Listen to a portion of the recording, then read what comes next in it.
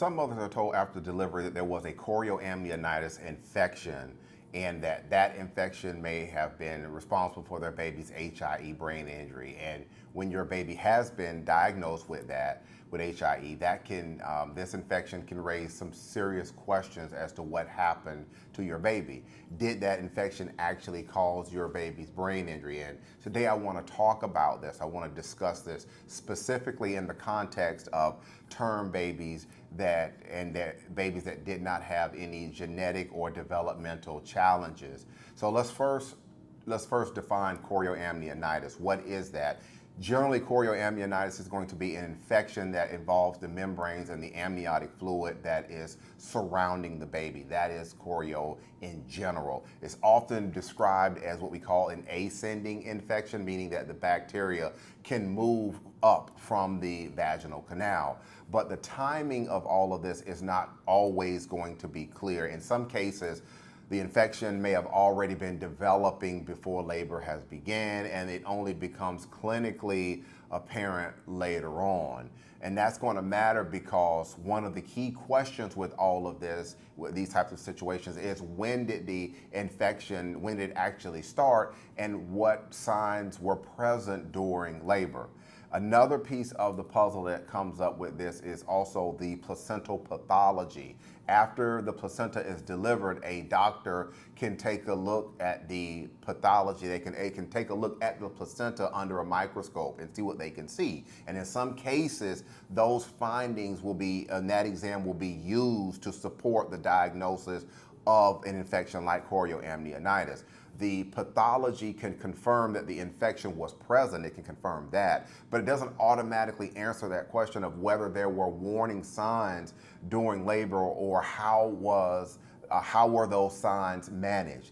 Now let's talk about how this is viewed from a medical legal perspective. So when a baby is diagnosed with HIE, chorioamnionitis, that's going to be raised as a possible explanation when there are clinical features that will support that diagnosis. And defense lawyers, they will work and they will look through the record to see if that is going to be the case. The argument can be that the infection and the inflammation may have played a role in the baby's condition, sometimes suggesting that the injury was not preventable, that is something that is what has caused this to happen to the baby. And sometimes chorioinfection, infection, sometimes it will play a role with all of this, but it doesn't automatically explain everything that happened during labor and during delivery. Maternal fever, that's going to be one of the main things that clinicians are going to be looking at when they are considering an infection like chorioamnionitis. But that fever itself, it doesn't just generally appear out of nowhere. Usually it's going to take time for it to start to develop. And that's going to mean that the timing of when that fever was first documented and how it was responded to, that's going to become important with all of this. And I want to also talk about something that sometimes families do not hear or is not discussed with them.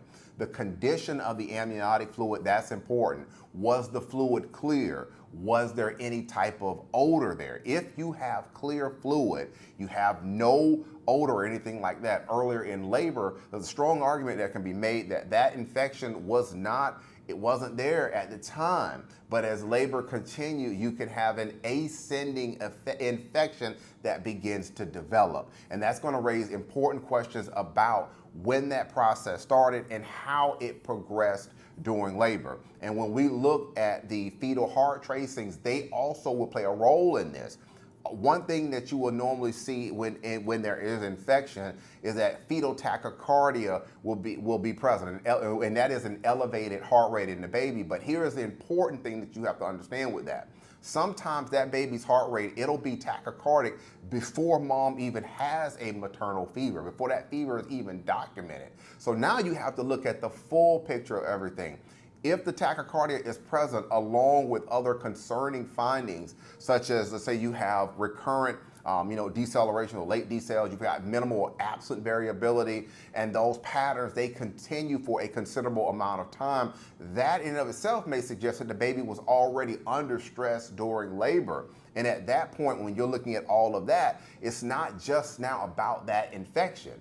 It becomes about how all of these signs were interpreted and how the labor was being managed in response to what the doctors and the nurses were seeing. So when you hear that there was a chorioamnionitis infection and that infection is being used to explain what happened to your baby, it is important to understand these concepts that I'm talking about today. That infection may be part of the picture, that chorio infection may be part of it, but it doesn't automatically answer whether the warning signs were present and whether those signs were recognized or whether appropriate steps were taken during labor based on everything. And that is a lot of times where the real issues are going to lie in cases like this.